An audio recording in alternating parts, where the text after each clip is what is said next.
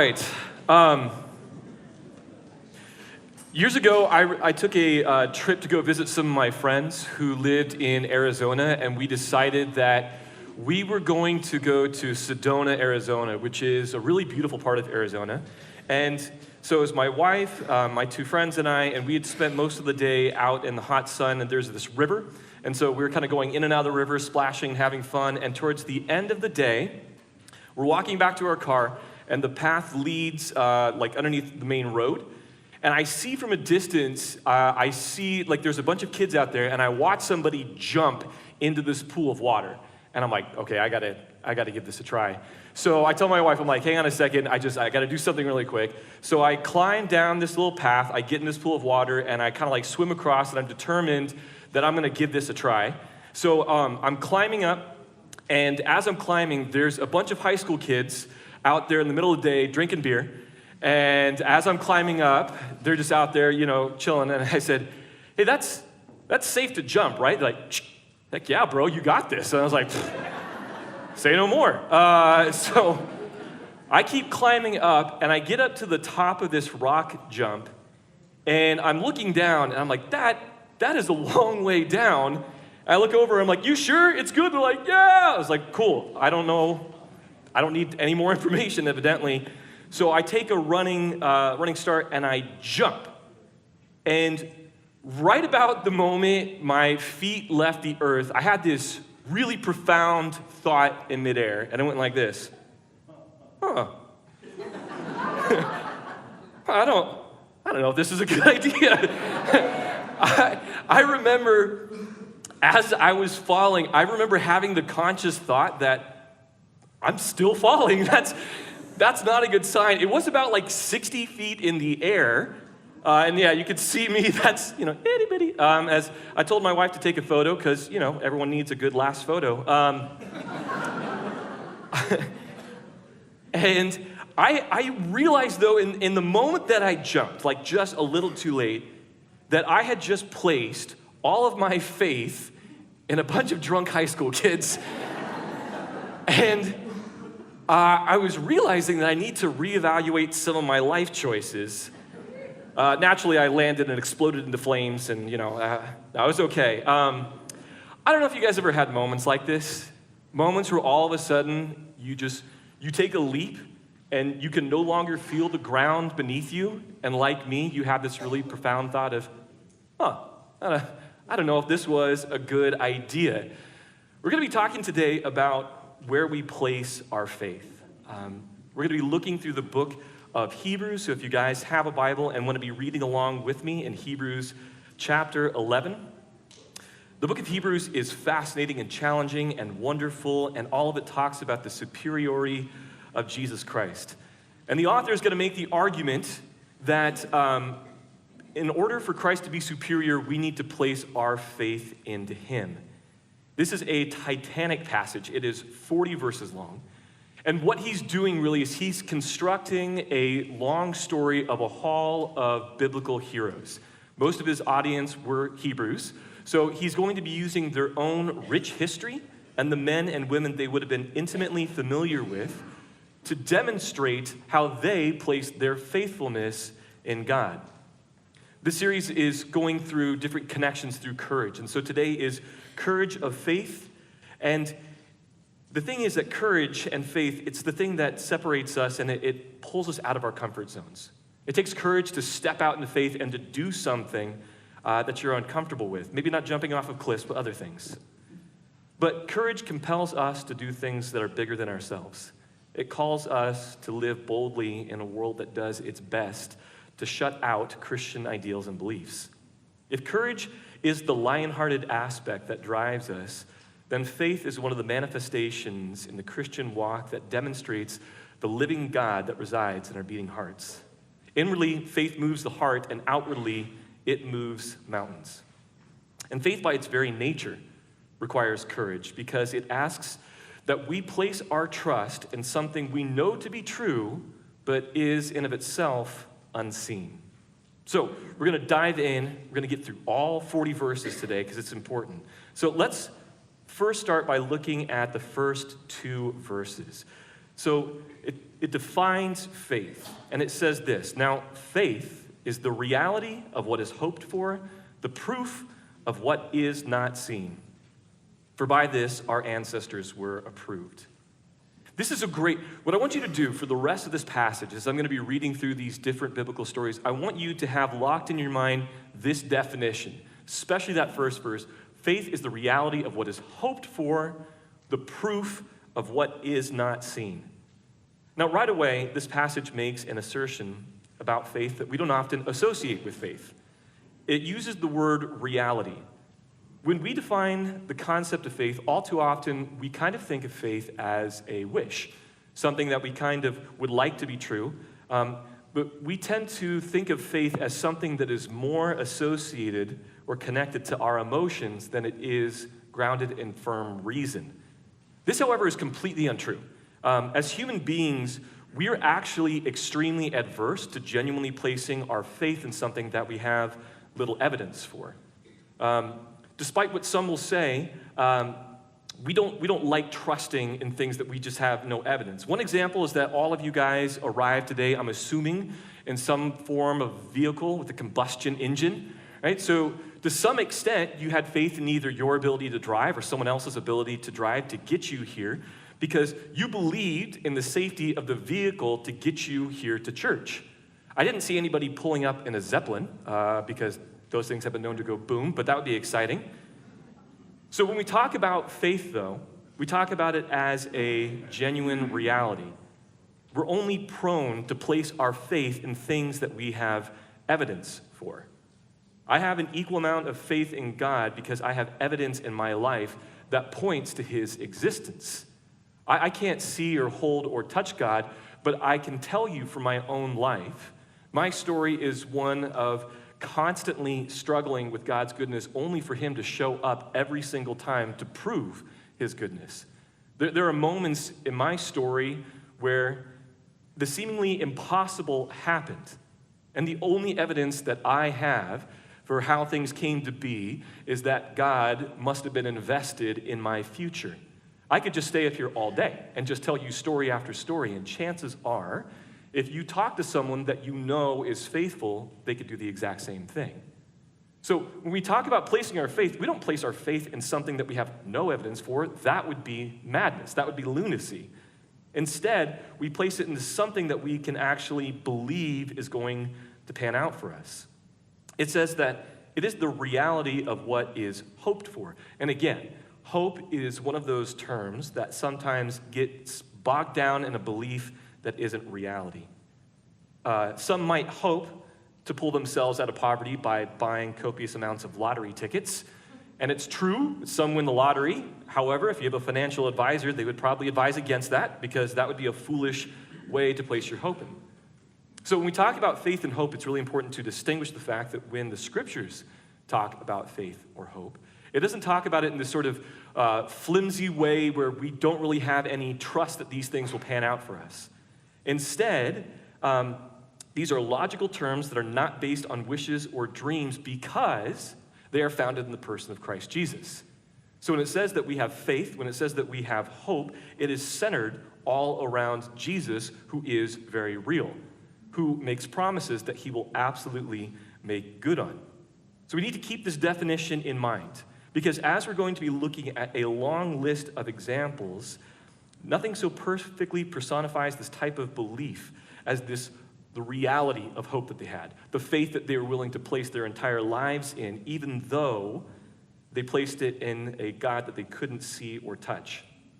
So verse 2 says, "For by this our ancestors were approved." So he's kind of teeing us up for what's going to happen next. So here we go.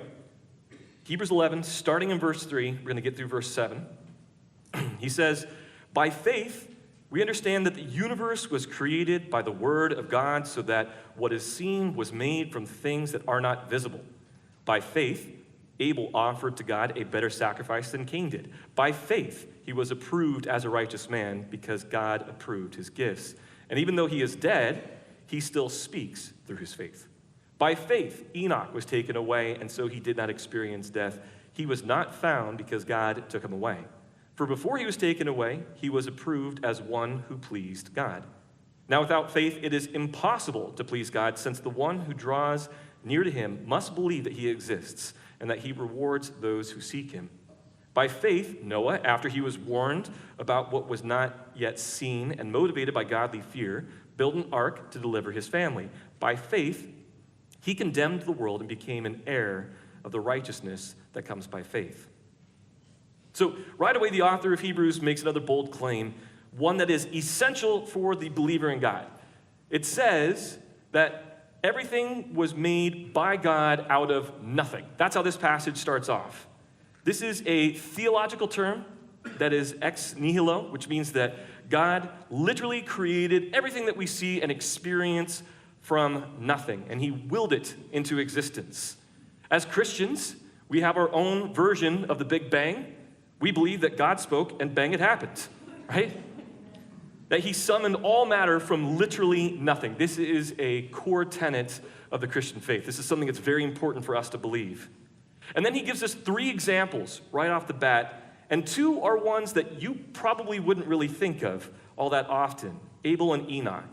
So he starts off with Abel, and he says that Abel made a righteous offering.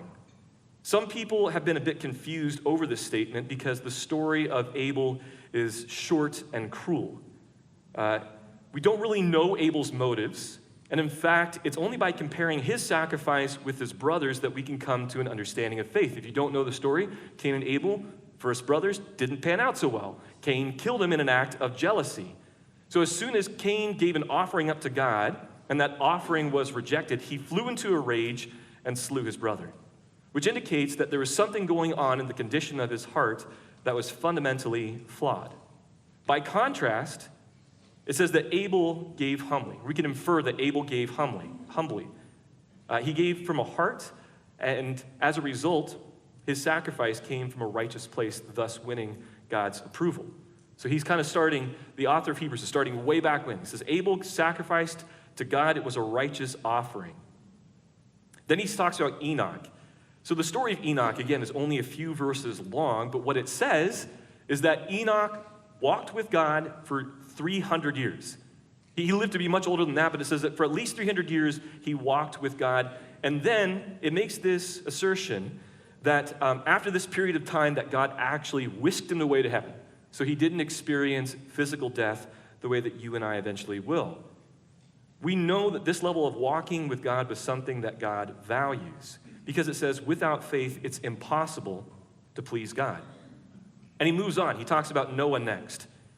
Noah trusted in God, and he spent anywhere from 55 to 75 years building something for an eventual future that no one else believed in and couldn't see. Don't you think in that span that he endured some scorn and derision from his peers? Don't you think that people would have mocked and belittled him as he endeavored to build something that took decades upon decades for a future nobody believed was really coming? That would have been an incredible task. And so you might ask, what binds these 3 men together?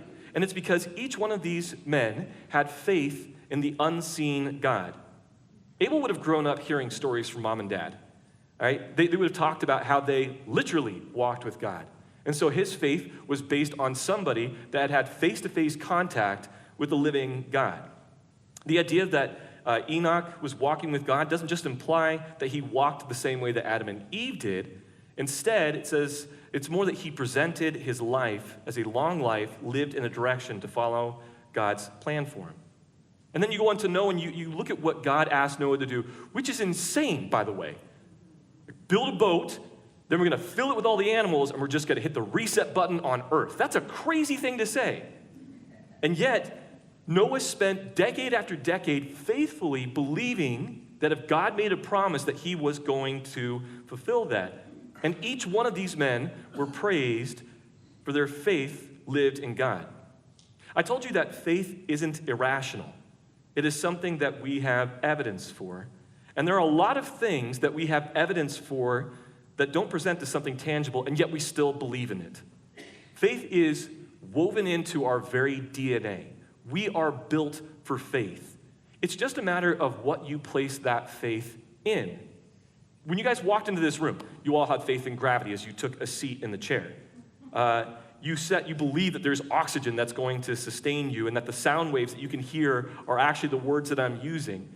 We have faith in invisible things all the time. That doesn't make our faith irrational. We place our faith in institutions and ideas, and we place our faith in people that we love. And sometimes that faith gets broken. But when we place our faith in God, that's not the case. When we're called by God to walk in faith, that doesn't mean that just because we cannot see God, that what we believe makes us foolish. People who call themselves rationalists or they say that they need proof, they have every bit of faith as we do. They just place it in something different. Challenge somebody who says otherwise. Paul understood this when he wrote in the book of Romans, chapter 1, verse 20. He says, for his, being God, invisible attributes, that is, his eternal power and divine nature, have been clearly seen since the creation of the world, being understood through what he has made. As a result, people are without excuse. That's us. We're without excuse. We're without excuse because we know that God is interacting with the world. We're without excuse because we can see his fingerprints all over creation. Everything that exists because God willed it thus. And these three men all placed an immense amount of faith, even though they couldn't see God. So let's go on. Let's look at the next couple of verses. Hebrews 11, starting in verse 8. By faith, Abraham, when he was called, obeyed and set out for a place that he was going to receive as an inheritance. He went out even though he did not know where he was going. By faith, he stayed as a foreigner in the land of promise, living in tents, as did Isaac and Jacob, co-heirs of the same promise. For he was looking forward to the city that has foundations, whose architect and builder is God. By faith, even Sarah herself, when she was unable to have children, received the power to conceive offspring, even though she was past the age, since she considered that the one who had promised was faithful. Therefore, from one man, in fact, from one as good as dead, came offspring as numerous as the stars of the sky and as innumerable as the grains of sand along the seashore. These all died in faith, although they had not received the things that were promised. But they saw them from a distance, greeted them, and confessed that they were foreigners and temporary residents on the earth. Now, those who say such things make it clear that they are seeking a homeland. If they were thinking about where they came from, they would have had an opportunity to return, but they now desire a better place, a heavenly one. Therefore, God is not ashamed to be called their God, for he has prepared a city for them. By faith, Abraham, when he was tested, offered up Isaac. He received the promises, and yet he was offering his one and only son, the one to whom it has been said, your offspring will be traced through Isaac. He considered God to be able even to raise someone from the dead. Therefore, he received him back, figuratively speaking. By faith, Isaac blessed Jacob and Esau concerning the things to come. By faith, Jacob, when he was dying, blessed each of the sons of Joseph, and he worshiped leaning on the top of his staff. By faith, Joseph, as he was nearing the end of his life, mentioned the exodus of the Israelites and gave instructions concerning his bones. Okay, big passage. So, God called Abraham to leave all that he knew and to go in search of some land that he wouldn't actually deliver to Abraham's descendants until anywhere from 5 to almost 700 years later.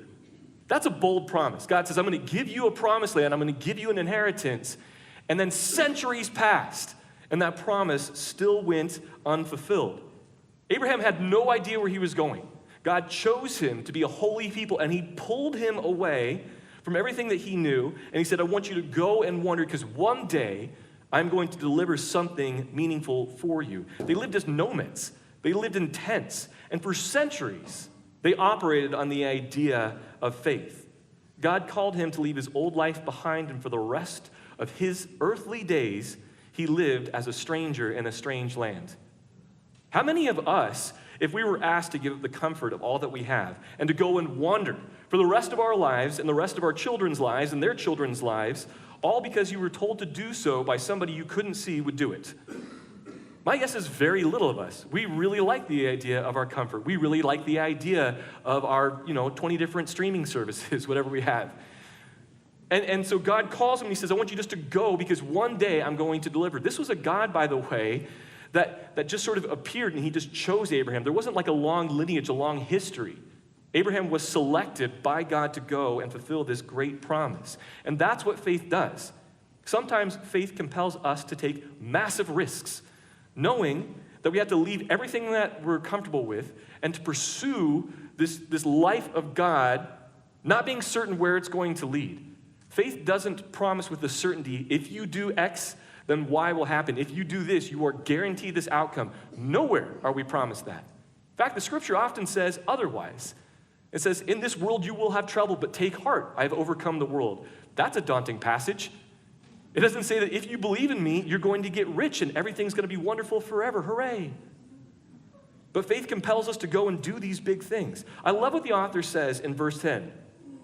He says that this true promise that God gave him, he says, for he was looking forward to the city that has foundations, whose architect and builder is God. This is a beautiful thing. He tells us that the true promise that God gave to Abraham was a city that God himself was the architect of. And so although Abraham spent his earthly days wandering, it says that at the end, Abraham really understood the deeper promise of God. That it wasn't just about a physical homeland. Instead, it was about something much more. Because in that sense, God did deliver.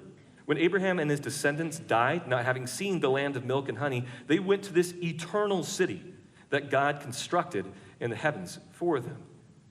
This is the thing I love about this. This city, by the way, is one that exists, but it is also one that is yet to come. Revelation talks about the final city that God will one day build. He calls it his New Jerusalem.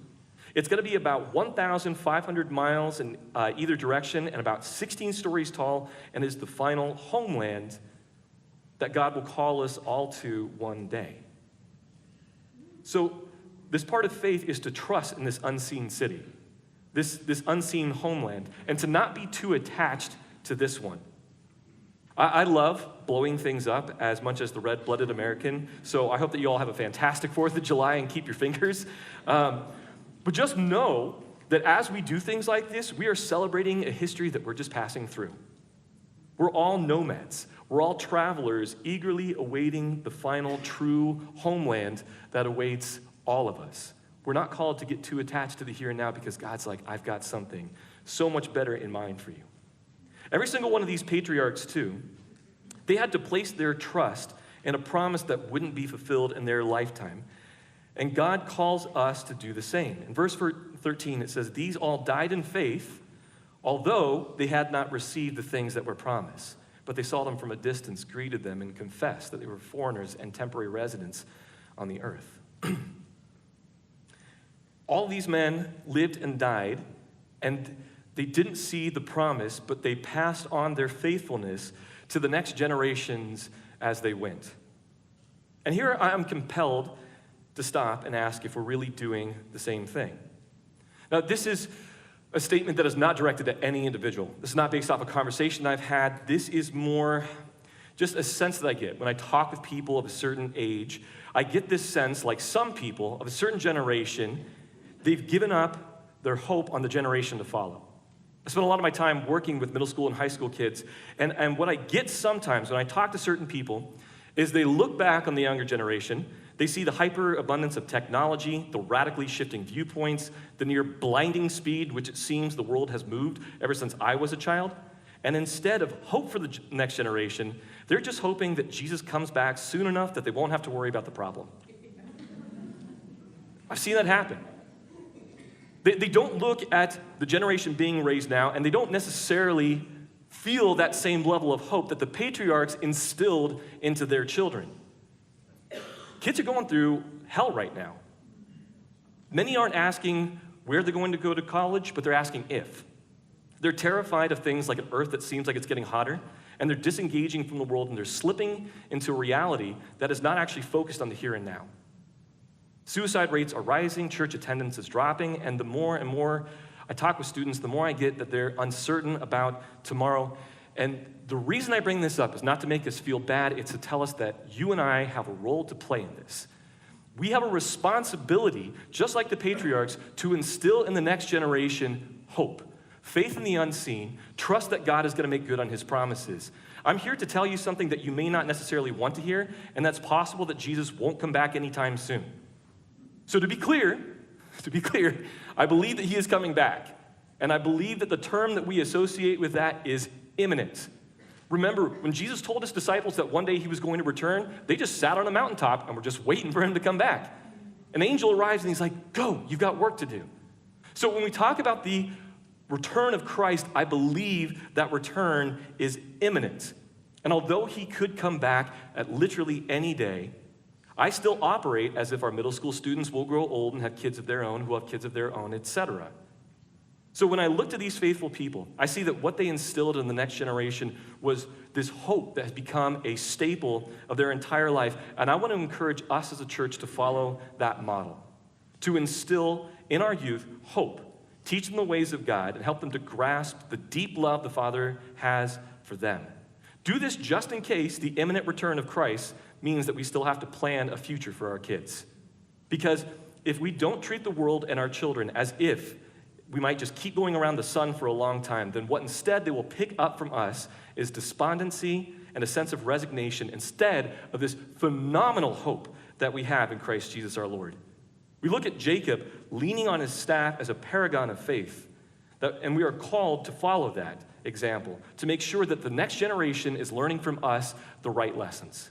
That what we impart to them is this incredible hope, not just for the future kingdom that will one day come to be, but a hope that is firmly rooted in this world and the here and now. So have faith in the future.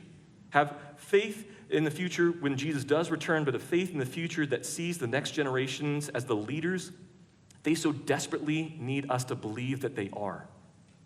Have faith like the founding fathers that will outlive your investments.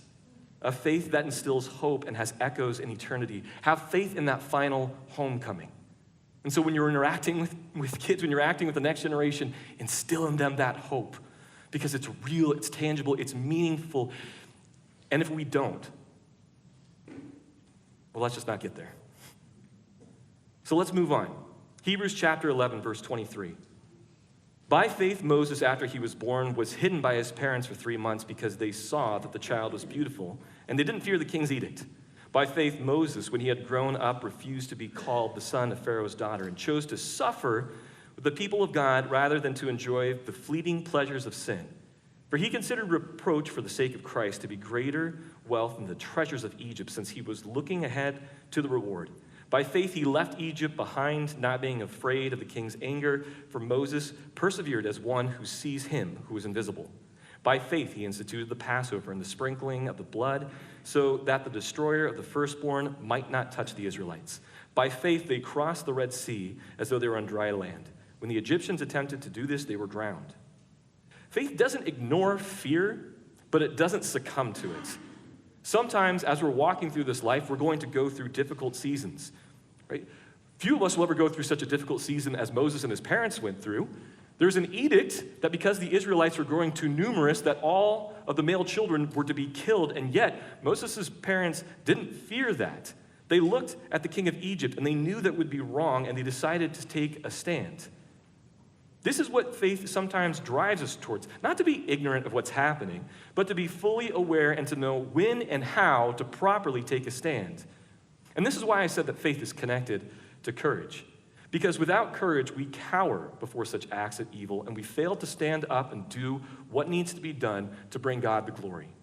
And yet, all of these men and these women in this story, all of them knew when to take a stand, even in the middle of their suffering. Faith sometimes will compel us to choose the right path over the easy one. Moses was a prince of Egypt. Fantastic movie, by the way. And he decided that instead of staying in his position of luxury and comfort, which he could have done, would have been super easy, having been raised as royalty, instead, he sided with the oppressed instead of the oppressors. Instead of a passive faith, he chose to identify with them. And his life was so much harder for that. Now, granted, he wouldn't have been written about in the Bible, and that's what faith does. When we courageously step out in faith, when we act the way that God tells us to, our stories get written in the book of life. If, however, we choose not to, we can live a life of luxury. We could say, you know what, God, that sounds cool, but thanks, but no thanks. There will come moments in your life where you are asked to follow an easy path or a righteous one. Here's the thing about suffering. Without God, suffering is always random and chaotic and meaningless. It just is. Faith, however, takes that suffering, and it says, not that God causes it, but God can use that to do mighty and incredible things, and Moses is just one example. He rejected a life of luxury, he stepped out into faith, and God took his willingness to live a difficult path, and God did great things for his name's sake. Moses understood that faith leaves comfort far behind. He endured the wrath of one of the most powerful authorities on earth at the time, and in defiance of a king who thought himself a god, he performed miracles on an apocalyptic scale. Faith drives us into the desert. It drives us away from comfort and right into God's plan for us. The author of Hebrew here attributes the faith of Moses as being done to Christ, because remember that faith in God is faith in Christ. Now, if you're sitting here and you're thinking, whew, that sounds really difficult, I don't know, truthfully, when the last time my faith has really required that much of me. I don't know when the last time I've suffered or been uncomfortable or I've risked much of anything for my faith. And I'm here to tell you, if that's the case, that's because it's been a long time since you gave anything of value for your faith. If you're sitting here and you're like, yeah, my faith has allowed me just to be comfortable, my challenge to you is then seek other things. Seek what more God might have for you. We cling to the safety and the ease of this life as if it's the chief purpose of our life to fall safely into our coffin. That one day we could just, and we're done. Faith compels us to do great things. We will one day find eternal rest, but until that day, God calls us to action. He calls us to risk things. He calls us to go and to spread the gospel even when it's hard or uncomfortable or unfun. Courageous faith compels, drives, expects, and demands that we do whatever is necessary to please God. Here's the last chunk of this passage. Hebrews 11:30. By faith, the walls of Jericho fell down after being marched around by the Israelites for 7 days. By faith, Rahab the prostitute welcomed the spies in peace and didn't perish with those who disobeyed. And what more can I say? Time is too short for me to tell about Gideon, Barak, Samson, Japheth, David, Samuel, and the prophets who, by faith, conquered kingdoms, administered justice, obtained promises, shut the mouth of lions, quenched the raging of fire, escaped the edge of the sword, gained strength in weakness, became mighty in battle, and put foreign armies to flight. Women received their dead, raised to life again. Other people were tortured, not accepting release, so that they might gain a better resurrection. Others experienced mockings and scourgings, as well as bonds and imprisonment. They were stoned, they were sawed in two, they died by the sword. They wandered about in sheepskins and goatskins, destitute, afflicted, and mistreated. The world was not worthy of them. They wandered in deserts and on mountains, hiding in caves and holes in the ground. I sort of love this passage because you get a sense that the author, he's been like writing out all these stories, and he's like, I can't do it all. There's just too many, right? He's like exasperated, and he even says, what more can I say? There's so many fantastic stories of faith that he would just spend the rest of his life writing them out. And so he doesn't want this to be a history book. Instead, he wants this to be a connection point. He doesn't want to list out all the stories. He wants us to know just enough to see how these stories apply to you and I. He talks about these men and these women, and he gives them a few highlights. But for each one of these people, their choice to follow God would have looked ludicrous to an outside world. Just take the first two. You've got Joshua and you have Rahab marching around a city for 7 days and then just screaming at it. That's crazy. You know what would happen if you were to go to downtown Seaside and march around the convention center 7 times and then just yell at the building? Probably nothing. There's people who are doing that already. Don't do that. But look, I'll tell you what wouldn't happen. The walls wouldn't fall down. Rahab trusted that somehow these outsiders, these underdogs, that they would somehow be conquerors of a city that had never been conquered. She trusted them, despite the fact that she could have been put to death by the own authorities in her city. That's crazy. These are, at best, unorthodox approaches to following God. But that's just the thing. Although faith is grounded in reality and it is rational, it will sometimes look irrational to the outside world. We have to give up things that might require a lot of us. As Pastor John likes to say, we're called to give our time, talent, and treasure to a God that we just have to trust is there, and this won't always make sense to people. They will look at your life and they'll say, why would you do that? And the answer is simple. because I have faith that God will make good on his promises, even despite how it might look to you in the here and now. Also in this list are many people who lived hard lives and died ignominious deaths, which tells us that faith in God doesn't equal glory in this life. If you're looking for a program that will honor you and make you great, try somewhere else. What we know about God is that he delights in destroying the pride of men, so earthly status is out. God's people, from the very get-go, they were a bunch of minorities, pilgrims, outcasts, often despised, forsaken, broken people. Doesn't that make you excited to be part of all that? Woo! Yeah. But that's who God calls. And it's this long list of heroes that, again, he's almost exhausting himself writing that you and I are invited to join. It's this slew of people that accomplished greatness for God, sometimes by their life, sometimes even by their death. And in this life, they got very little in return, and it says this, the world wasn't worthy of them. What an incredible statement. Man, I hope that's true of me. Man, I hope that I can live my life with such faith for God that something can be said about my life when the end comes. Faith asks us to do likewise, to step out in this phenomenal, courageous journey that God might call us on.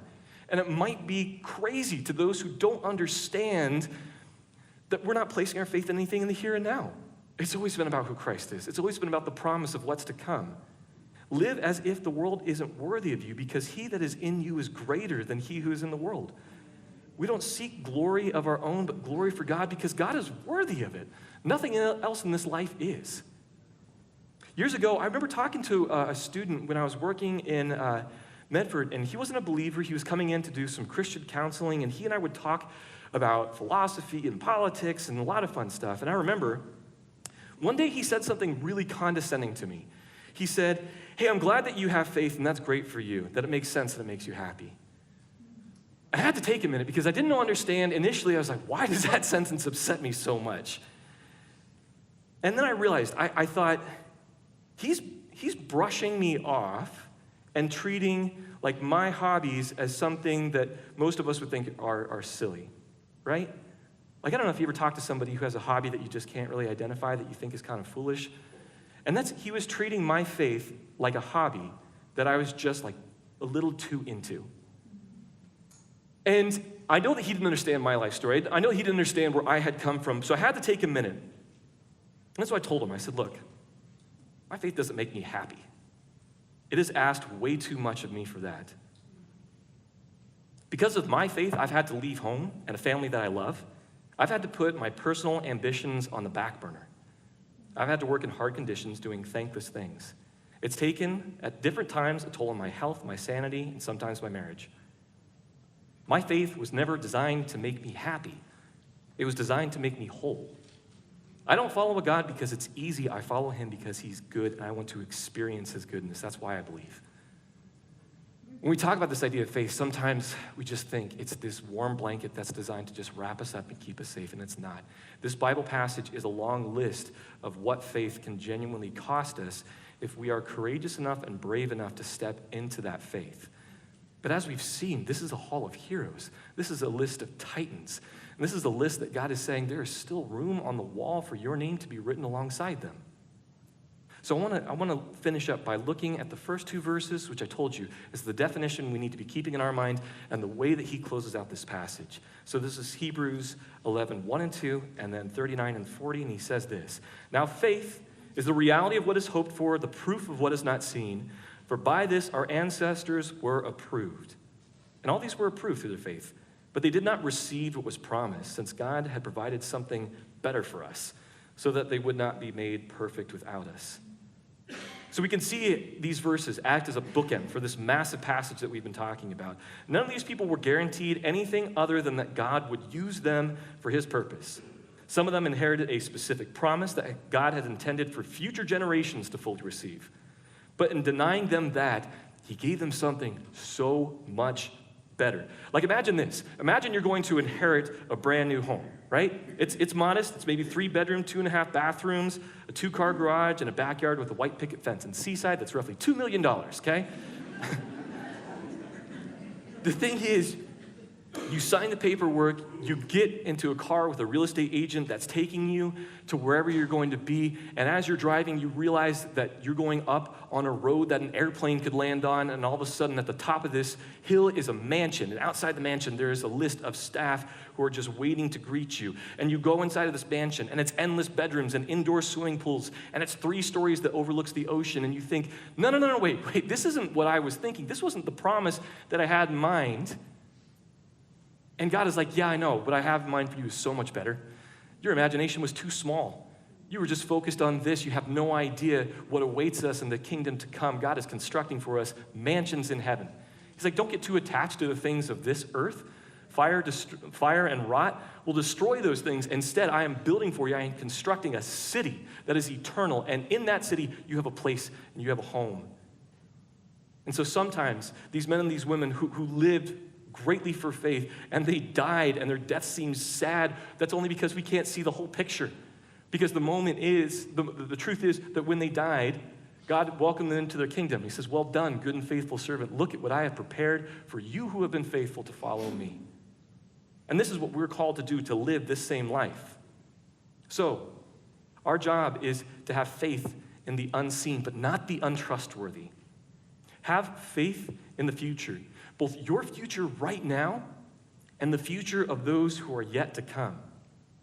Have faith when, and especially when it's hard, and know that God is paying attention.